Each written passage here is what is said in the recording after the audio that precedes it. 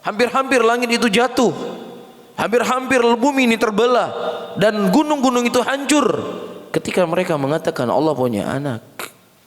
Kemudian kita orang Islam dipaksa untuk bertoleransi dengan mereka, untuk sama-sama memperingati Natal sebagai bentuk toleransi. Wahai orang-orang kafir, tidak perlu kalian mengajarkan kami bertoleransi. Sejarah telah mencatat bagaimana toleransi kaum muslimin yang begitu hebat, sementara kalian hanya di mulut-mulut kalian saja mengajak orang bertoleransi. Ketika para sahabat Rasulullah sallallahu alaihi wasallam berhasil merebut beberapa negeri pada waktu itu, Mesir, Afrika, Lebanon, Yaman, berhasil ditaklukkan oleh kaum muslimin, oleh sahabat Rasulullah sallallahu alaihi wasallam. Dan para sahabat memberikan kelapangan kepada orang-orang kafir untuk mereka tinggal di negeri-negeri tersebut. Sampai hari ini masih ada orang kafir dari kalangan orang Mesir, masih ada. Sampai hari ini mereka diberikan kebebasan untuk hidup. Bahkan di Yaman, Yahudi Yaman masih hidup di negeri Yaman, di Lebanon. Ya, orang-orang Nasrani masih banyak di sana. Iya, diberikan kelapangan hidup oleh sahabat Rasulullah sallallahu alaihi wasallam. Tetapi ketika kaum salibis mereka menguasai negeri-negeri muslimin, Spanyol salah satu contoh.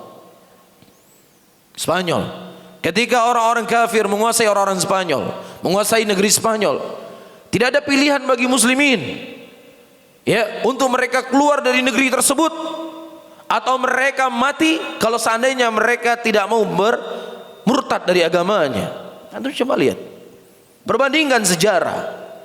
Jangan menjadi orang yang terlalu polos, jangan menjadi orang yang mudah digiring. Ini sejarah, fakta. Bagaimana kaum muslimin dipaksa untuk murtad menjadi agama mereka, atau dibunuh siapa yang tidak mau murtad. Tapi ketika negeri-negeri dikuasai oleh negeri muslimin, mereka diberikan kelapangan untuk menjalankan agama mereka. Kemudian kamu mengajarkan kepada kami bagaimana cara bertoleransi. Anda salah alamat. Anda lah yang justru harus diajarkan bagaimana cara bertoleransi. Bahkan bukan hanya diajarkan bagaimana bertoleransi, Anda perlu diajarkan bagaimana menjadi seorang manusia. Itu yang harus diajarkan kepada Anda. Kita melihat apa yang terjadi di saudara-saudara kita. Iya, di Uyghur, kaum Uyghur, bangsa Uyghur, bagaimana mereka diintimidasi, bukan dikarenakan dunia mereka, tapi karena agama mereka.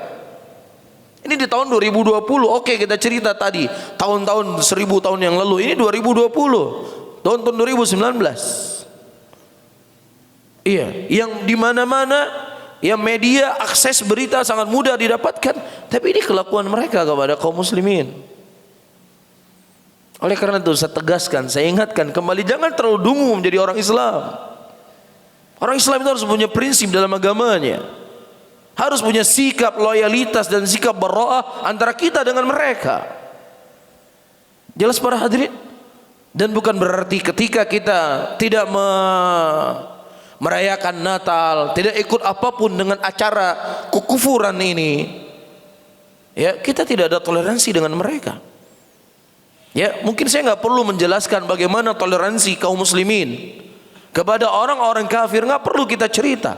Apa yang ada di hadapan kita di Indonesia ini, 80% muslimin di Indonesia, 20%-nya adalah orang-orang kafir. Dari semenjak Indonesia merdeka, apakah orang-orang kafir di sini mendapatkan intimidasi?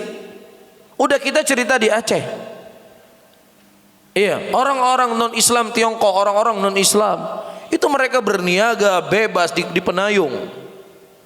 Bahkan mereka menjadi para pedagang-pedagang besar.